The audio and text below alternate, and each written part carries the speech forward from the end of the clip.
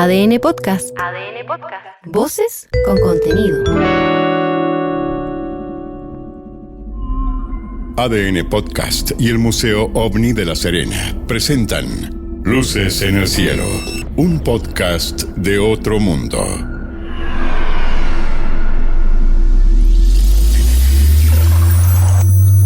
Capítulo 3. Caso Maldonado. El 16 de junio de 1977, Juan Maldonado, un jardinero de una estancia en Punta Arenas, tiene una experiencia extraordinaria. Observa un objeto volador no identificado, de gran brillo, pero no solamente eso, sino que al día siguiente, en el lugar donde ocurre esta experiencia, encuentran unos triángulos y encuentran también una huella circular del pasto quemado. Pero además de eso, él dice tener una experiencia con entidades no humanas. El caso de Juan Maldonado, una experiencia extraordinaria que ocurre en nuestro país, en el sur austral de nuestro país, por supuesto, es un caso emblemático, un caso que ha sido analizado por investigadores locales y también a nivel internacional este caso ha trascendido. Hoy, en este capítulo de este podcast Luces en el Cielo de ADN, en conjunto con el Museo OVNI de La Serena, vamos a hablar de este caso, conocido como el caso Maldonado, pero lo vamos a hablar con una persona que lleva muchos años en este mundo del misterio, en este mundo de los ovnis, en este mundo de las abducciones, en este mundo de los secuestros. Me refiero a Freddy Alexis, con quien vamos a analizar este caso aquí en este podcast de Luces en el Cielo. Freddy Alexis, bienvenido a este espacio que está dedicado justamente al tema que más te apasiona, que es el misterio. Exacto. Y hablar de este caso que ocurre en el sur de nuestro país, Punta Arenas, un caso que quizás en el ámbito ufológico se conoce bastante, pero hay detalles sabrosos también de esta experiencia que tú has analizado. ¿Qué nos puedes contar de este caso? Bueno, primero que todo, contarte que si este caso hubiera pasado en Oregon, en Wichita o en Texas, estaría llenando libros y documentales de canales de televisión por la espectacularidad que es parte de este caso. Cabe señalar que estamos hablando de un jardinero, como tú bien dices, que no tenía formación académica, que una educación muy, muy precaria, y que de la noche a la mañana, posteriormente a este evento extraordinario, comienza a mostrar ciertas facultades que no corresponderían a una persona de su educación y, en segundo lugar, que sobrepasarían las habilidades y los límites de cualquier persona ordinaria.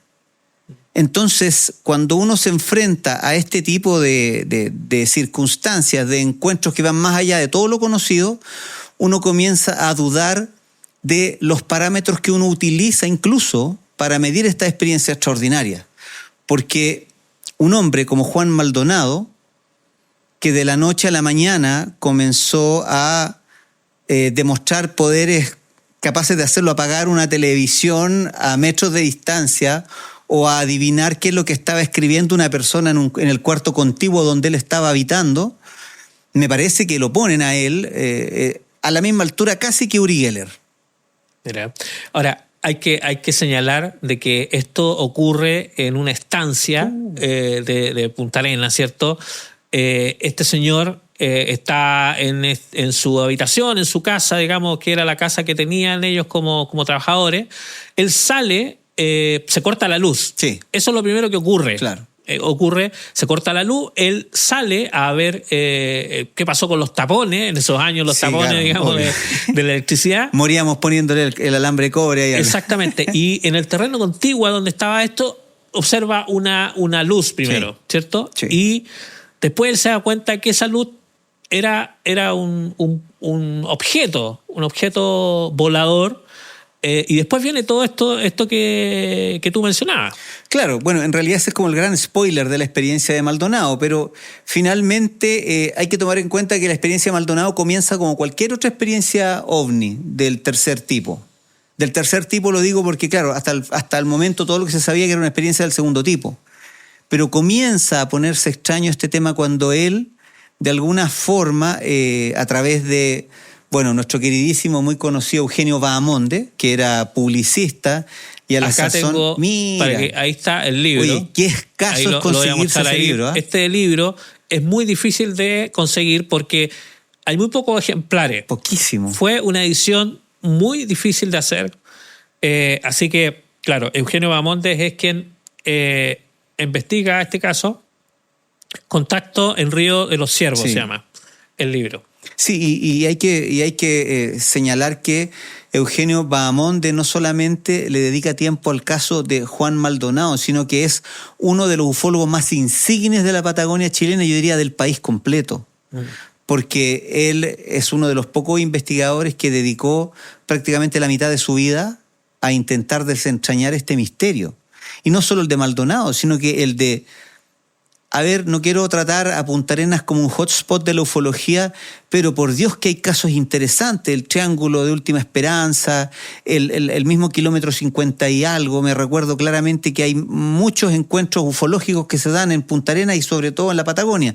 En fin. En el trayecto entre Punta Arenas y Puerto Natales. Exactamente. En esa vía han habido muchas exactamente. experiencias. De hecho, por ahí hay un parlamentario que se ha hecho bien conocido por, Sí, por un así es. suceso ahí.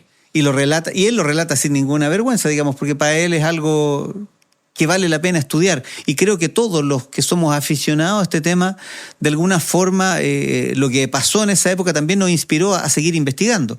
Y volviendo al tema, Maldonado, con esa formación precaria que tenía a nivel escolar, también de la noche a la mañana comenzó a hablar sobre las pirámides de Egipto. Empezó a hablar sobre conocimiento arcano, cosas que estaban muy lejos del alcance de Maldonado, que de alguna forma a mí me hacen cuestionar cómo opera este fenómeno. Porque no solamente hablamos de un encuentro frente a un platillo volador con humanoide o frente a un ovni con ufonautas, sino que estamos hablando de algo que trasciende ese tipo de información. Hoy, tú sabes que ya hay muchos investigadores que están hablando de que este fenómeno probablemente nos estaría afectando a nivel consciente, que probablemente es un modificador de la realidad. Y aquí tenemos un ejemplo claro de eso. El caso Juan Maldonado lo podrías haber puesto ayer en la ufología o en la casuística nacional. Y concordaría exactamente con lo que es la radiografía de la ufología hoy. Claro. Porque tiene un montón de detalles que son atemporales a nivel de el desarrollo de la historia en sí misma. En realidad es un caso maravilloso. Sí, y hay que decir además que este caso se conoce en profundidad gracias también a la hipnosis regresiva. Así es. Oye, y todo parte porque a Juan Maldonado lo encuentra un equipo de un programa de televisión en una entrevista de informe especial en los años 80. Sí. O sea, hasta el momento... Que es la fotografía que tenemos justo atrás de nuestro panel. Claro, y que de verdad que no se tenía mayor información de Maldonado hasta que lo encuentran hablando de unos seres transparentes, preciosos, altos, que emanan irradian bondad, que emanan una luz positiva, y que en el fondo esos son los seres con los que él se encuentra. Seres no humanos. No humanos, por supuesto, claro. No humanos, y con una alta tecnología y una gran capacidad intelectual. Entonces... si esta figura tú la puedes trasladar en el tiempo, se parecen mucho a los ángeles de la Biblia y se parecen también mucho a los personajes con los que decía contactarse la teosofía o la New Age en los años 50 y 60. Incluso me hace recordar los encuentros de Eugenio Siragusa que se daban cerca de la misma época, en Italia, sí. 76-77. Y que en la iconografía de la casuística ufológica al día de hoy andan medio perdidos. No están, digamos, vigentes como estaban en esa época. Claro. Ahora, ¿es esto una fotografía de la casuística ufológica de esa época? ¿O lisa y llanamente nuestra percepción del fenómeno se va moviendo a través del tiempo y va concordando con los esquemas socioculturales de cada época? Eso es una pregunta que todavía nos hacemos los investigadores de esto. Claro. Ahora, hay que señalar además que en este caso hay evidencia física también. Sí, por supuesto. Evidencia física, no solamente en el terreno donde ocurre esta experiencia, que es Yo lo decía al inicio, digamos, estos triángulos que encuentran Sí. cuando ellos al día siguiente van al lugar, que es el dueño de la estancia, el que va al terreno a buscar este punto, digamos, donde había ocurrido la experiencia, y se encuentra con esto y con este círculo, digamos. Pero además, evidencia física también es Maldonado. Sí, por supuesto. Y hay que poner atención en el hecho de que la familia Solo de Saldívar, cuando contrata a Maldonado, de lo primero que se dan cuenta es que era una persona muy limitada a nivel de aprender cosas que hacer. Y después de esta experiencia muestra habilidades extraordinarias. Incluso ahí hay algo que hay que rescatar de lo que acabas de contar, que cuando se da este episodio de las hipnosis regresivas, él de primera comienza a demostrar un miedo profundo a relatar lo que le está pasando. Pero una vez que ya entra en el proceso mismo de la hipnosis, digamos, de este estado sofrónico,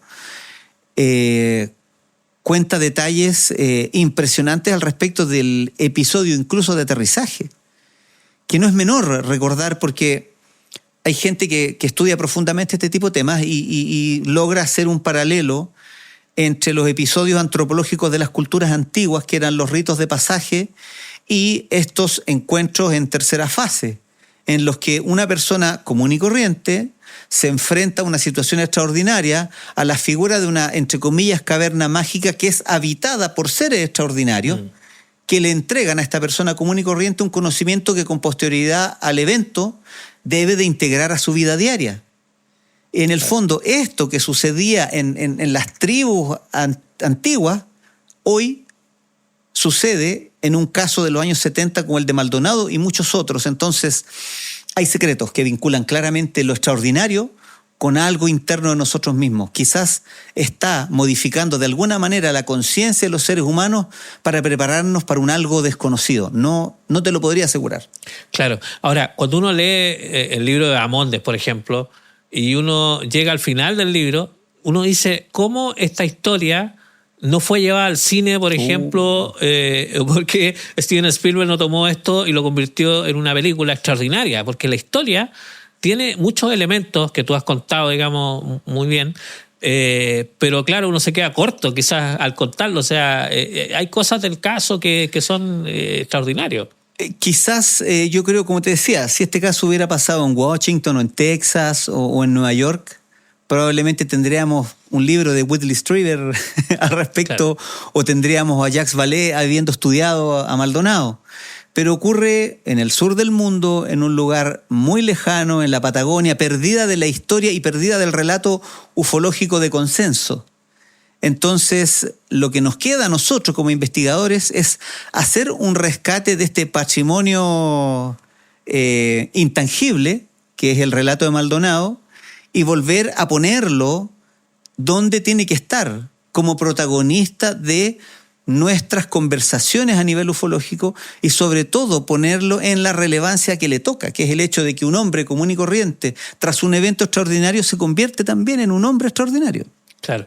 Ahora, ¿tú sabes de otros sucesos a nivel mundial en el que hayan pasado estos cambios? O sea, una persona que tenga un encuentro y que luego tenga alguna capacidad de ver cosas que otros no ven, o escuchar o sentir cosas que otros no lo pueden hacer. Sin ir más lejos, cuando hablamos del mentalista Uri Geller salió en televisión décadas atrás doblando cucharas, doblando llaves, adivinando lo que hay dentro de cajas fuertes, con un supuesto poder mental inigualable.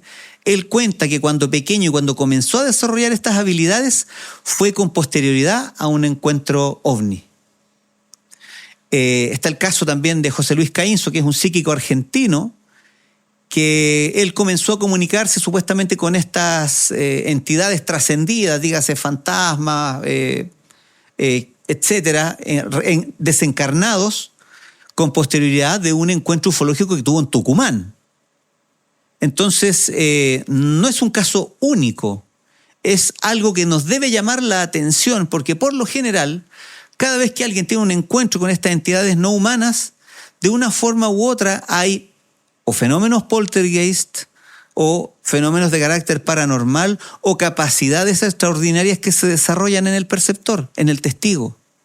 Y es ahí, en ese punto en específico, donde hay que poner atención, porque muchas veces nos quedamos en el relato. Aterriza una nave con supuestos seres extraterrestres, pero antes y después del evento hay cosas que debemos tomar en cuenta para realizar un estudio correcto del caso, y te vas a dar cuenta, y todos los que sean aficionados al tema ufológico se van a dar cuenta que empiezan a pasar cosas extraordinarias, como pasa también en el caso de Pastén.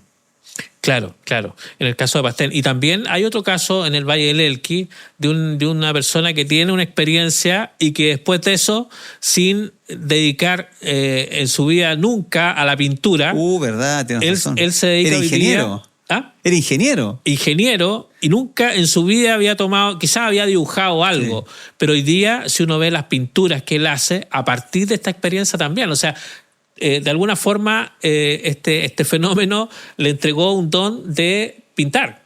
Claro. Entonces, y como digo, y esto que yo le veo a este fenómeno inexplicable de modificador de la realidad, se ve también refrendado por lo que le pasa al Cabo Valdés, que yo creo que ya lo tienes que haber conversado en algún momento en tu programa, en el que él también tiene un acercamiento posterior a la espiritualidad. Y los artistas también, que en La Pampa, en el norte, se encuentran con un objeto, con ciertas entidades, y que cambia la vida de todos. El cantante Marcelo, un tipo famosísimo, termina haciendo programas para niños.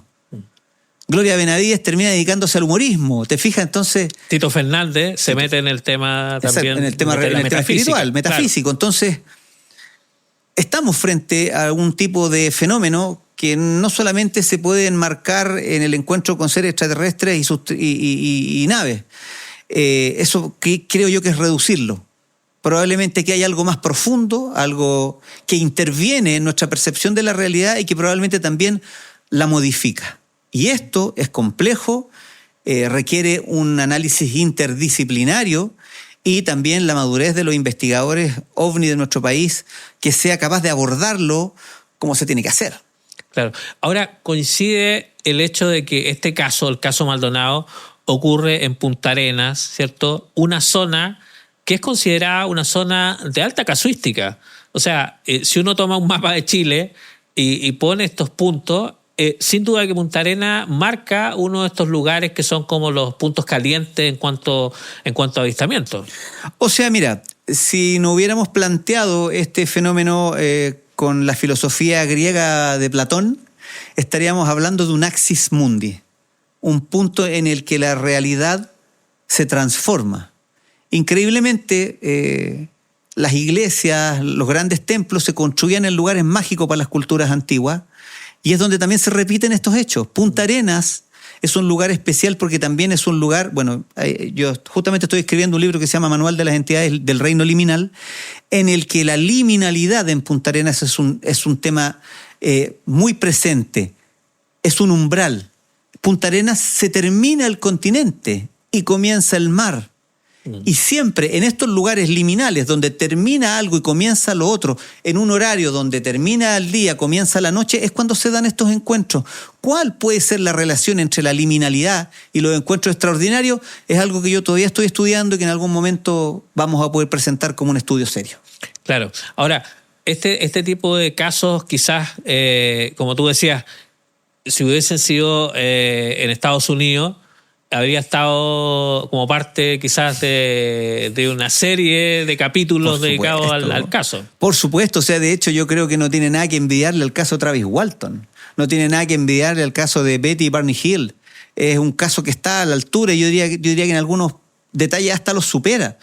Porque de verdad que es muy interesante ver cómo una persona común y corriente termina convirtiéndose en un ente extraordinario, capaz de desarrollar capacidades psiónicas, capaz de desarrollar un conocimiento acabado de la historia universal y también con la capacidad de aprender rápidamente algún tipo de enseñanza técnica compleja 2 días después de haber tenido este encuentro y habiendo demostrado el día anterior al encuentro que era incapaz de hacerlo. Claro.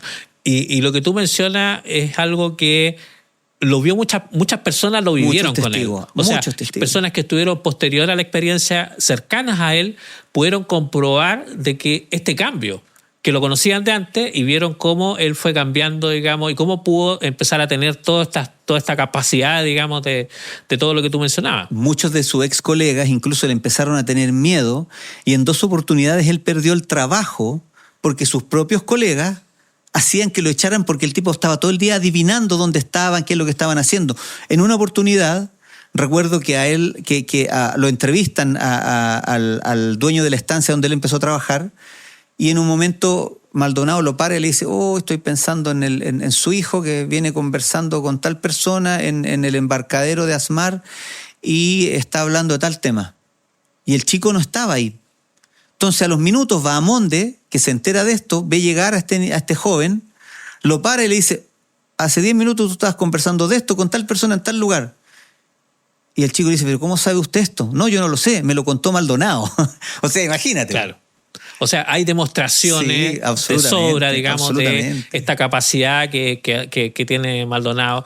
Y como tú dices, es un personaje que en la ufología quizás se conoce bastante, pero quizás no se le ha dado el sitial, digamos, que merece un caso como este. Hay que mirar, este caso hay que mirarlo, hay que verlo con pinzas, hay que analizarlo con cuidado y darle el verdadero realce que tiene.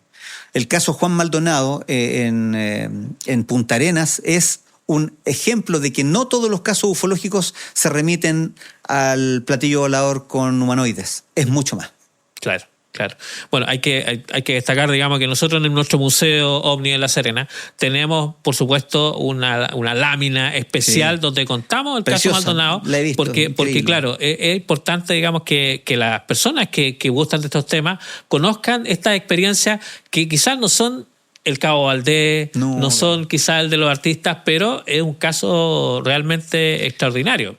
Por supuesto, y es un caso que merece la pena revivir, reavivar y probablemente también aplicar algún tipo de estudio con una óptica moderna. ¿Tú crees que todavía es posible hacer una reinvestigación del caso Maldonado con los años que han pasado? ¿Tú crees que quedó algo pendiente de decir de este caso o de investigar? Yo creo que el caso Maldonado está absolutamente vigente y con muchos detalles pendientes, porque la investigación que se hizo para un programa de televisión, hay que señalar que es la investigación que se hace para la tele.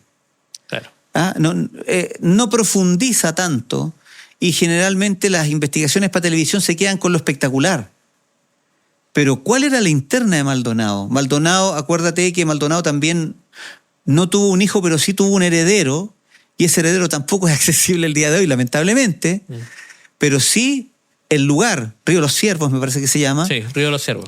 La familia Soto de Saldívar todavía existe y todavía la estancia existe y hay investigadores en la zona como Rodrigo Bravo y como varios otros también, porque hay varios grupos de investigación en Punta Arenas y Puerto Natales que podrían perfectamente seguir hincándole el diente a esta investigación y que creo tienen la responsabilidad de traernos más antecedentes del caso. Ahora, si uno pudiera poner en un ranking este caso, el caso Maldonado, para Freddy Alexis, ¿en qué lugar tú pondrías este caso? Me la estáis haciendo súper difícil. Pues yo sé que tú conoces muchas experiencias. Sí, claro, lo que pasa es que hay muchas experiencias desconocidas también a nivel global en Chile, que me ha tocado reportear, que me tocó investigar y que están en varios de mis libros. Pero yo creo que el caso Juan Maldonado yo lo pondría en el top 3. En el top 3 de lo nacional. Porque hay que considerar también que hay muchos casos que las personas no se atreven a contar. Pero a veces se acercan a personas como tú u otros investigadores a contar esas experiencias, pero quizás en el terreno de la investigación y no de la publicidad. O sea, que el caso no se haga conocido, digamos, pero sí que alguien lo investigue. Entonces ahí deben haber muchos casos, sucesos extraordinarios. Claro, o sea, de hecho, sin ir más lejos, en el mismo Temuco, en la zona de Niágara, hay un caso que tiene todos los condimentos: missing time, el efecto Oz, aterrizaje, percepción de tripulantes y sobre todo una experiencia posterior en la que los testigos también tienen estos efectos secundarios post-evento. Entonces, Chile es un país que es riquísimo en casuística ufológica y probablemente no es que hayan pocos casos, quizás hay poco aficionado y poco investigador que esté dispuesto a abordarlo. Freddy, bueno, después de analizar este caso, de haber leído el libro, de haber conversado con... De haber leído el libro que tú leíste, que yo no he leído. Claro, de todo eso, ¿qué es lo que queda pendiente? ¿Cuál es lo que nos... tú dirías que falta, digamos, y que es algo que a ti te gustaría como profundizar en este caso? A ver, creo yo que siempre hay una visión nueva que se le puede dar a estos casos. Yo creo que está bastante bien investigado en lo que se refiere a la investigación ufológica como tal.